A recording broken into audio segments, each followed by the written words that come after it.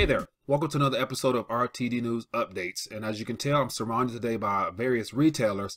And from the title of this news update, What Economic Recovery, Sears, Macy's, and everyone's closing, there's about 3,500 plus stores that are closing right now or has closed over the last several weeks or so.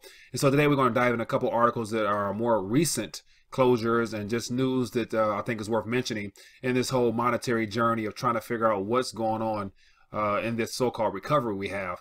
And so just to share my little quick thought on the whole idea of a recovery, being that it's about 8 or so years removed from the financial recession, depression, whatever some call it, you would think that we would be beyond the point of an actual recovery and have reached the point of some form of economic prosperity, I would assume. But the fact that the mainstream media and things like that tell you that the economy is doing well and things like that. And I'm going to share some job numbers with you from last month as well. So other than that, I have about 6 articles to cover. They're all below if you're interested in reading more about them. And so first, I want to start off with just sharing with you some information from the unemployment rate numbers from last month. And this here comes from the Atlantic.com. It says February jobs report continue to steady the economic growth seen in 2016. There were 235,000 jobs were added, and unemployment rate lowering slightly to 4.7. And the average participation rate tickled up slightly to 63%. Average earnings were 26.9 in February, and growth in the past 12 months for overall wages is up 2.8%. So from that graph here that you can see, there's been a steady decline of unemployment over the last umpteen years, which should prove that we should be in a real economic recovery if everyone's working. But how often do these stories of these retailers and other companies that have gone under or going under or filing bankruptcy, and the thousands of employees that are laid off because of these restructuring and whatnot, that may or may not really be counted in these numbers? And so let's dive into today's article. So here as I mentioned, I have 6 articles, and the first article here is from the New York Times, and it's Survival of Sears and Kmart is in doubt, owner warns. Second article here is from the Christian Post, and it's Penney to close down 138 stores. Next article is from the Detroit News. It says one last day, Westland Macy customers buy up fixtures. The next one here is from the Fortune, and it is entitled The Limited is closing all 200 of its stores. And this actually was from a couple months ago, but I'm just getting wind of it. Not a real shopper at the Limited. Next one here is from USA Today. It says Payless reportedly eyes bankruptcy, filing up to 500 store closings. 500 store closings. And then the last one here is from Forbes, and then it gives you an actual summary of everything that's going on. And it says here that, let me find this. These 21 retailers are closing 3,591 stores. Who's next? And then it gives a list here of stores that are closing or have closed or set to close. So let's dive into the very first article. Now, just to give you an idea of what's going on here, it starts off with giving you some graphs. Here's Sears Holdings Corp, and it shows you just some fluctuations in their trading over the last couple of months, it looked like, as well as today as well. And it says the corporate owner of Sears and Kmart said on Tuesday that there was substantial doubt that it could continue operating. A brick and mortar store continued to face challenges in an e-commerce world. In a filing with the Securities and Exchange Commission, the corporate owner of Sears Holdings Corporation cited its efforts to cut costs, sell property, tap new funding resources, and make their moves to stanch the flow of red ink. Still, it reported a $2.2 billion loss for last year, and it said it had to use money from its investments and financing activities to fund operations. Our historical operating results indicate substantial doubt exists related to the company's ability to continue as a going concern, it said in filing its annual report. The disclosure is a setback for the company and for Edward S. Lampert, the hedge fund manager who engineered the combination of the two legends of American retail 13 years ago. Mr. Lampert has shut down stores, reshuffled the company's organization, and pushed to have greater online presence. Still, Sears Holdings has lost more than $5 billion over the last 3 years as sales have declined. So, nothing good for Sears here and the thousands of employees that will be suffering from the closing of this, of Sears and Kmart altogether. So, sad news, real sad news. Next article, Christian Post. It says JCPenney to close down 138 stores. And just to give an idea of what's going on here, it says JCPenney has followed through its February announcement that it will be closing 140 store branches in the United States. Last Friday, March 17th, the department store chain listed the locations of 138 stores that it will be shutting down nationwide.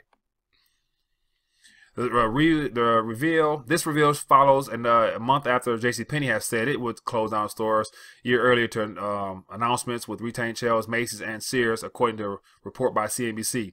JCPenney Chief Executive Officer Marvin S. Ellison explained the reason for shutdowns in a statement he made in February. We believe closing stores will allow us to adjust our business to effectively compete against the growing threat of online retailers. So they're going to close down stores and just consolidate it to, a small few buildings so that they can compete online.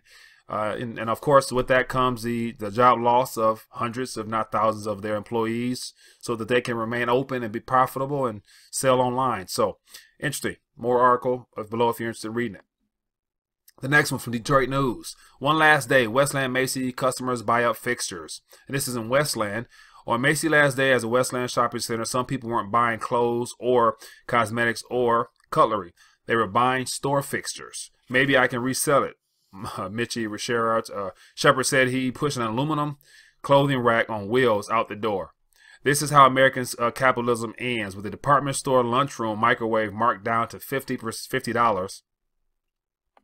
The Westland store, like other businesses and industries, is yet another victim of the internet. As shoppers move toward websites, they're abandoning the malls. Macy's is closing 68 of their 730 stores this spring. Customers who drifted into the store Sunday barely noted that this would be the final visit. They were just chasing bargains, not history. Nothing in particular, Sasha Singer said when asked what she was looking for. Just wanted to see what they have. The store was a picture of a furlong. The walls were empty. The floor had a football field of an open space. So Macy's closing 68 of 730 stores this spring. So more job losses. Here's the next one from The Limited. This is actually coming out from January, but The Limited is closing all 200 of its 50 stores. And another bit bites the dust. Women's apparel chain The Limited on Sunday began closing all 250 of its stores across the United States and slashing 4,000 jobs. 4,000 jobs. The latest casualty of shopping moves online and the growth of fast fashion chains. So that's the 4,000 jobs. 250 stores closed in January. The next one we have here is from USA Today, and it says Payless reportedly eyes bankruptcy, filing up to 500 store closings. 500.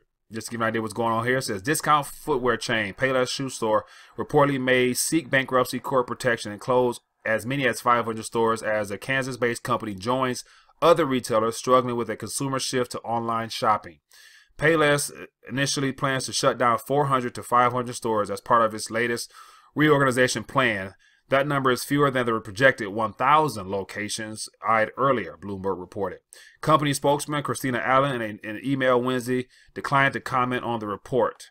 Founded in Topeka in 1956, Payless offered a new retailing experience, enabling customers to self-select footwear with affordable prices. The company said it now is the largest familiar specialty family footwear retailer in the Western Hemisphere, with more than 4,000 locations in 30 countries and nearly 22,000 employees. So it's interesting how they're shutting down 400 to 500 stores just to try to restructure and reorganize, as they say, to become more profitable, shifting online. So the question will be, what about those other 4,000 locations in 30 countries with 22,000 employees as well? So more if you're interested in reading below.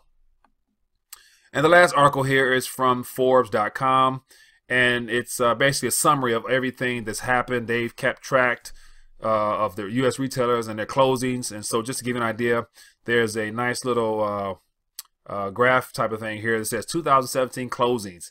Payless Shoes, 1,000. Radio Shack, 552 stores. The Limited, all 250. Family Christian, 240.